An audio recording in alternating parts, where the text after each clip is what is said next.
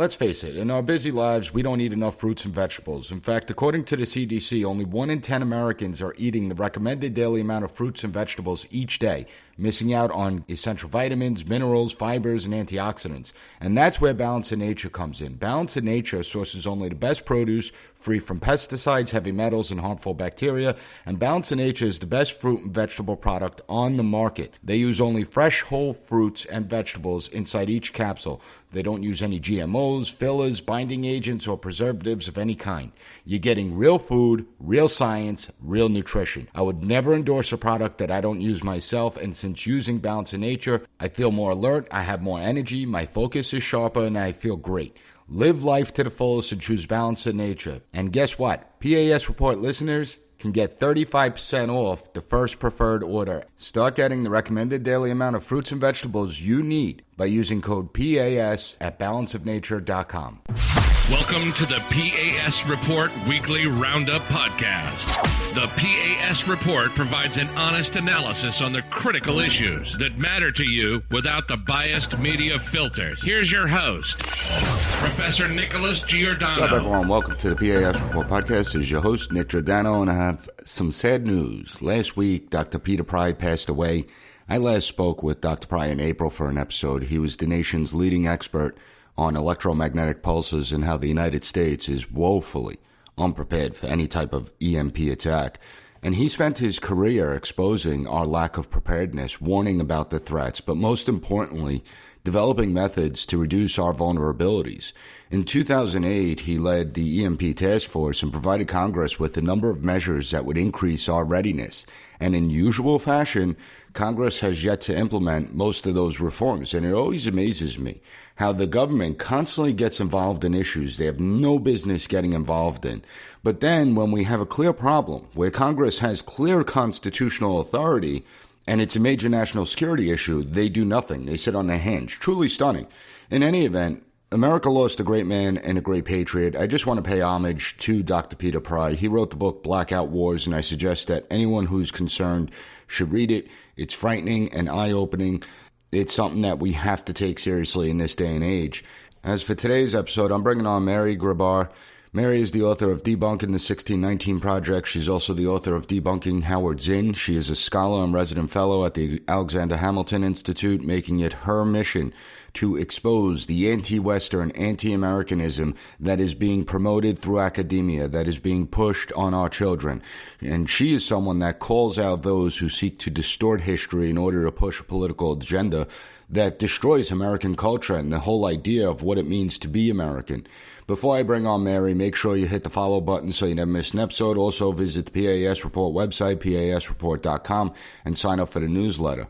And with that out of the way, I want to bring in Mary Grabar, author of Debunking the 1619 Project, Exposing the Plan to Divide America. Mary, so glad you could be here today. How are you? I'm doing great. How are you? I'm doing well. I'm glad to have you on because you're someone that actually understands history, and you're someone that's trying to debunk the false history, the mythical history of the 1619 Project. What made you embark on writing this book that's now out in paperback? Oh, well, it's a long journey. I was teaching college English back in, the early 2000s and was noticing the corruption of education and noticed someone named Howard Zinn. And that eventually led to my first book, which was Debunking Howard Zinn. And right as that book came out in August of 2019, I noticed the 1619 Project. And I read it and I thought, I've got to write about this too. This is really bad, especially after I learned that it was being inserted into schools, K through 12, without any vetting, obviously a distorted and biased history, really just a screed against America and white people. And, it was just mind boggling. So I said, I've got to write about this too. Well, and it's interesting you say that because students don't even know our own history, our real history. And so when the education system isn't teaching students about real America, real American government, real American history, it can give rise to false histories like the 1619 Project. Exactly. And as I point out in Debunking the 1619 Project, the reason it's accepted is because for decades now, we have had textbooks that have perpetuated these lies. You know, this narrative of the founders being slave owners who didn't care about slaves, never really wanted slavery to end. I mean, this is throughout most of the textbooks, and it's something that people have been fighting. And so we have the 1619 Project, and it takes it a step further. It says, actually, there's nothing else in American history except for the fact that it was founded as a slaveocracy. And we are going to take the bold move of replacing 1776 with 1619. There, we've finally done it. We're going to eliminate the 4th of July and then just present all of history as a litany of oppression and enslavement and exploitation. And so people who, are used to the leftist histories say, oh, yeah, well, I didn't even know that. And, and it kind of goes along with the narrative that's been put in place. Well, and it's so frustrating for me because I teach a lot about the Constitutional Convention, and I talk about how heavily debated slavery was amongst the founding fathers. I talk about Governor Morris, the Sins of Slavery speech at the Constitutional Convention that he gave, and how 2/3 of the founding fathers that attended the Constitutional Convention either didn't own slaves, would renounce slavery later on in life, and free their slaves or free their slaves upon their death.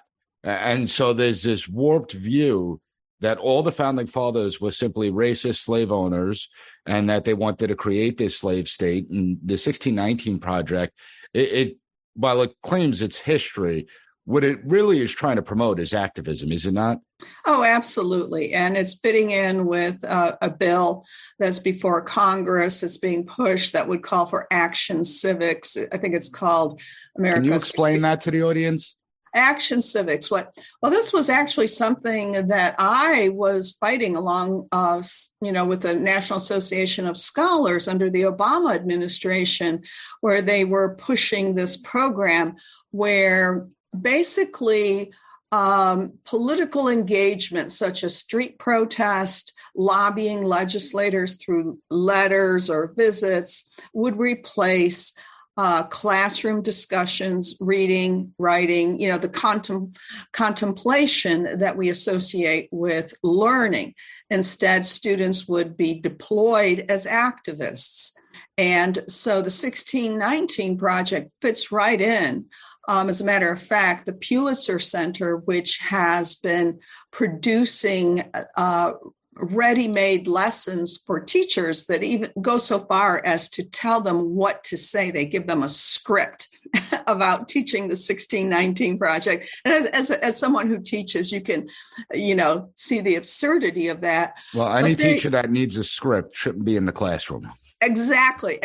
I mean, it's amazing the way it's all broken down. It says for the first 5 minutes, say this, then hand out this, and then, ask them this question, But what they're doing is their lessons ostensibly on rhetoric and lawmaking, as one I'm investigating right now, pushes the idea that, excluding the 1619 Project from classrooms is censorship.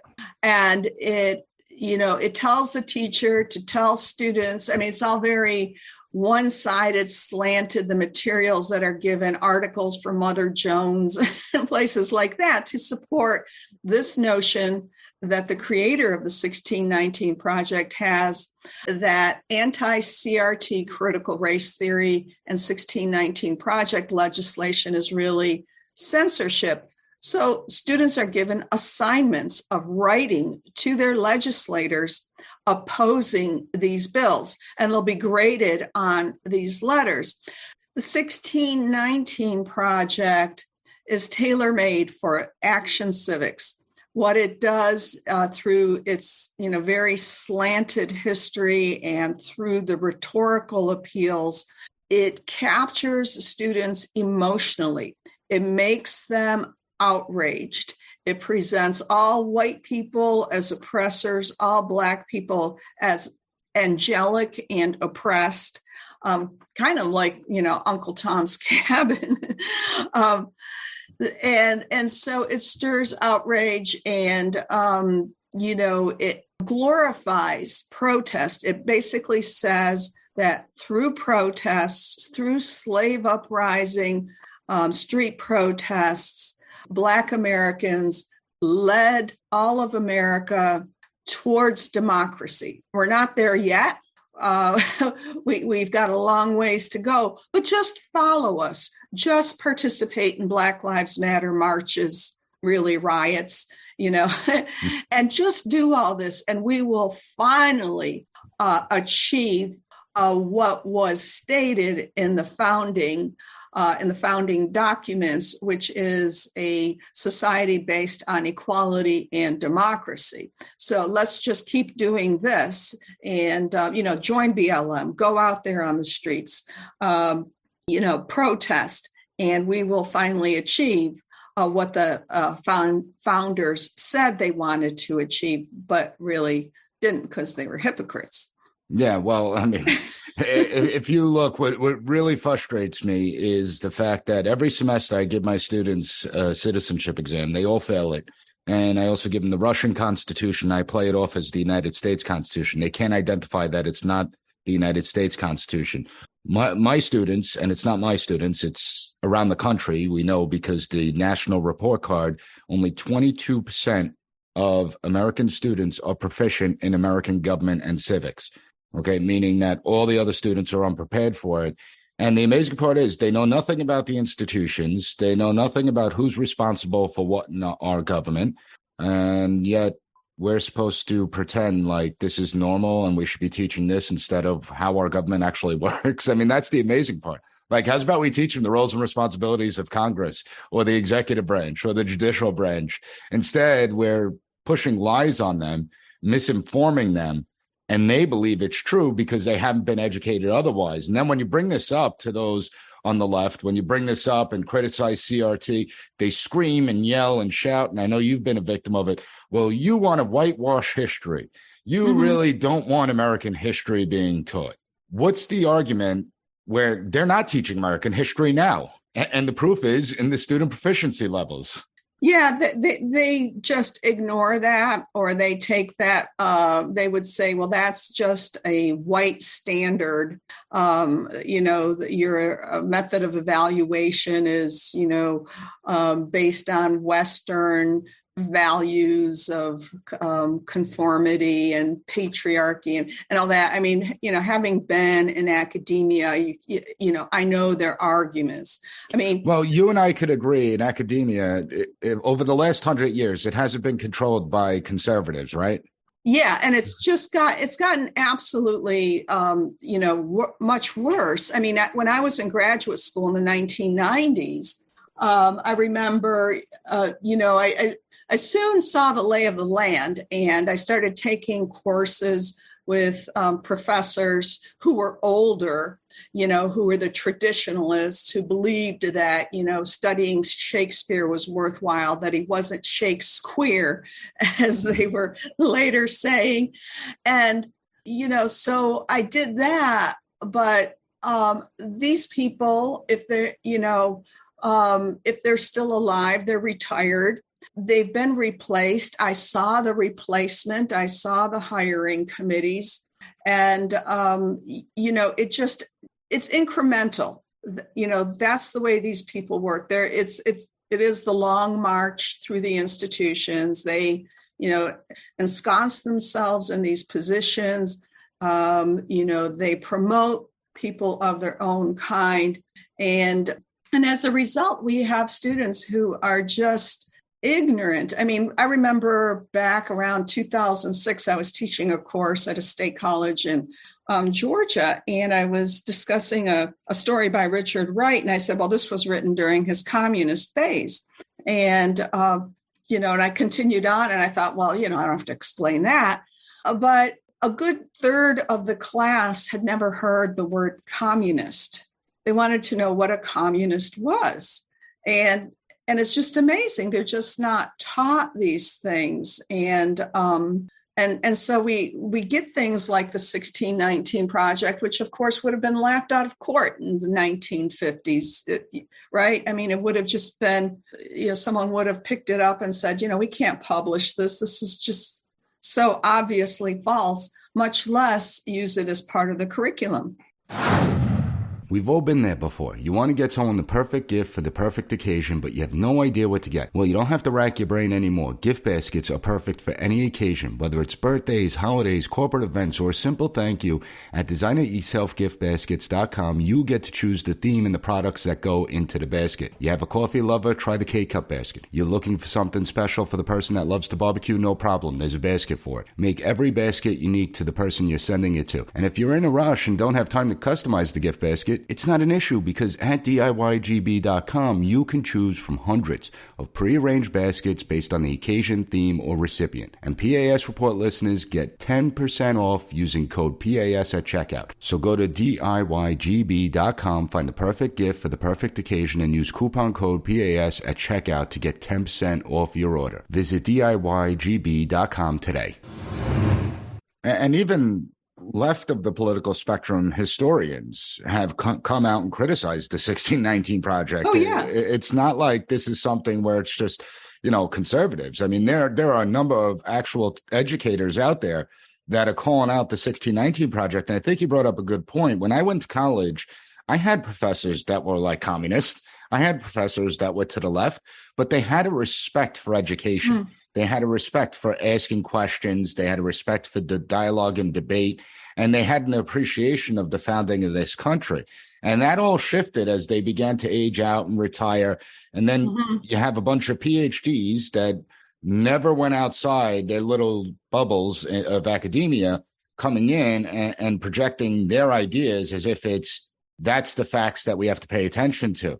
So they're the ones that are destroying the education system. Now, how can parents out there push back against this critical race theory 1619 push that's going on through most schools out there? I mean, there are a lot of schools that are bringing in this nonsense. Yes, and from participating in these online conferences that the Pulitzer Center puts out, I can tell you that teachers who are in states that have had laws passed against CRT and the 1619 Project are slipping them in. So my book is intended to, fill in those gaps, give the information that's not given in the 1619 Project, to refute the points that are made. And then I wrote a 12,000 word appendix for the paperback edition, which is coming out on August 23rd. And what that does, it addresses the hardcover edition, which almost 600 pages long with 1,000 endnotes. They think that the endnotes legitimize it, right? And so that's supposed to give it credibility. Nicole Hannah-Jones, the creator, has been on Twitter for several months claiming, we're going to show you, we have real historians, we've got the footnotes to prove it, and on, and it's just not true. So I do a deep dive into the sources. Who are these people being cited? Who were the mentors to the 1619 Project from its inception? And guess what? Surprise, surprise, Eric Foner. I know that's shocking, but people who know historians, the president of the Alexander Hamilton Institute, where I now reside and work, calls him the dean of socialist historians.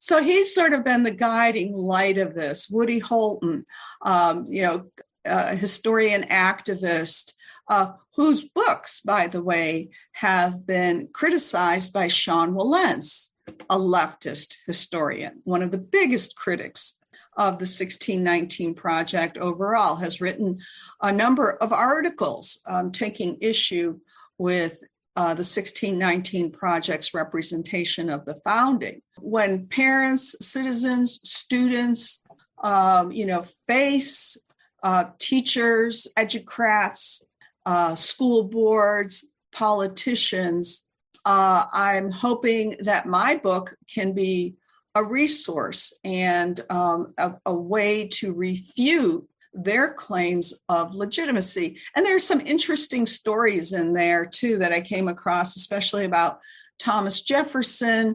a feminist, a radical feminist who was his friend, Fanny Wright, her attempt to,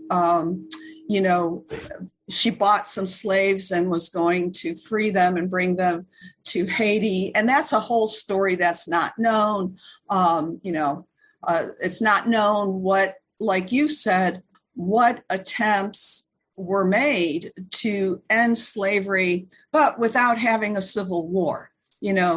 People think, well, everyone wanted slavery until we had a civil war, and that was the only way to end it, and that no one was thinking about ending it in any, before then. Well, again, it drives me nuts the way these people operate, because I'm someone that actually does understand American history. I'm someone that looks at the totality of American history, both the good and bad, and I'll criticize the bad and praise the good. But I constantly explain how, unfortunately, in this day and age, we have simplistic mindsets. We try and make everything as if it's black and white. And, I'll have students say, well, they should have stood up from the beginning against slavery. And then I'll ask them, well, let's just say we did do it from the beginning. Would Georgia, North Carolina, South Carolina, and Virginia joined us in the revolution against the British? And the answer is no, they wouldn't have. And so It's a little bit more complicated. But I also explained to them how, no, we were talking about abolishing slavery because in 1783, you had Massachusetts outlaw slavery, making the practice of slavery illegal. You had a number of northeastern states start moving in that direction in the 1780s, where anyone born to a slave was considered free. So it's not as simple as they made it out to be. But it's not just in the schools that we're seeing this push for the 1619 Project. We're also seeing it at historical sites. Thomas Jefferson's home, James Madison's, the tour that you could go on, where you have these leftists that have taken over the boards of these historical societies, and they're pushing this now when you go and visit these places. Yeah, I was at Monticello for the first time last April, and there's more emphasis on Sally Hemings than on Jefferson. And there's the constant, our tour guide was constantly talking about the hypocrisy of the Declaration of Independence, the way the slaves were treated. It said very little about Jefferson's accomplishments, said nothing about, the context of slavery at the time, world history, where we were fairly unique and trying to eliminate it. And so it was this constant barrage of reminders about slavery. And so you would think that, Thomas Jefferson was Simon Legree, instead of someone who, tried, throughout his life to, find a way to, sort of phase out slavery, insisted that the international slave trade be ended, and saw to it that it was when he was president. So, there's a lot that is left out. And you go to the Monticello website and, pops the fact, the myth that Jefferson had fathered all of Sally Hemings's children. And the DNA evidence just does not show that. But, of course, these are the same people who claim to believe in science. Well, right? But they don't know what gender is. They say they believe in science, but they can't tell the difference between a man and a woman. Well, yeah, that's been coming a long time. Judith Butler. And I remember sitting at a conference in 2008, and it was an Eastern European Association conference. And one of the sessions, we were all sitting around in a circle and talking about, I don't know how many genders they had come up with, but the source was Judith Butler, who was a big name in academia. So all these bad ideas, as you say, come down from academia. Things that I saw, 10, 20 years ago are now percolating in everyday life, and people are shocked. And I'm sure you have, but I had been trying to warn people about the craziness that was going on campuses, and people just didn't believe me. That, I don't know if you've had this experience when you speak to, lay people and you tell them about what your colleagues are doing and what's in the, said at conferences and in, journals. They wouldn't believe me. So, well, I'll tell you one thing. If I never had to attend another academic conference again in my life, I'd be a very happy man.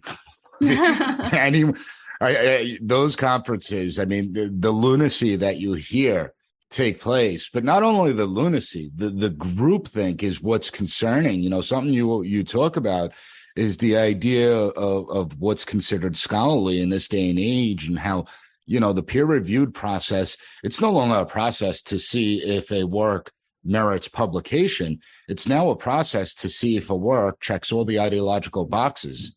Exactly. Yeah. It goes beyond that. There's no longer even a concern about plagiarism, things that students would have been kicked out of college for, if they'd done it more than once. At least that was the case when I was teaching. If it's plagiarized, they don't care. Kevin Cruz over at Princeton has been shown to be a plagiarist. They're not going to, they're doing nothing about that. When words are misquoted, I've come across Annette Gordon-Reed where, she just leaves out words in the middle of a passage that she's quoting from Jefferson without even putting ellipses in, but no one catches that. And these are books that are published by, major publishers or university presses. And I don't even think that they are read. It's just sheer laziness. If you're going to present a left-wing biased history, at least get the sources right and quote accurately. But they don't even do that. It's amazing. Well, and this is the result of dumbing down the standards. That's what it shows. Mm-hmm. When you dumb down standards, this is the result you get. So it's only going to get worse as we continue to dumb down the standards further. Mary, I really appreciate you coming on. Everyone needs to check out Debunking the 1619 Project. Phenomenal book. And I want to thank you for coming on. Well, thank you. It's been a pleasure. It was great to talk to Mary. As I always say, when people don't know their history, then it's easy for false histories to emerge like the 1619 Project. And while we aren't free from sin, we have to recognize how America is a unique and special place. We have changed the world for the better, and we need to bring back an appreciation and love for country. A country cannot survive if its population is ignorant of its history, and a country can't survive if many within the population believe it to be evil. So I encourage you to read Mary's book, Debunking the 1619 Project. I have all the links to follow Mary on the P.A.S. Report website, pasreport.com, so make sure you check it out. As for Wednesday, I have a very important episode going out because I am growing increasingly concerned by what I'm hearing and seeing. And I'm going to explain it on Wednesday, so trust me, you are not going to want to miss this episode. If you find the content of the podcast informative, please take 30 seconds to leave a 5-star rating and write a review on Apple Podcasts. I want to thank you for joining me, and I'll be back on Wednesday with another great episode of the P.A.S. Report podcast. Thank you for listening to the P.A.S. Report Weekly Roundup Podcast.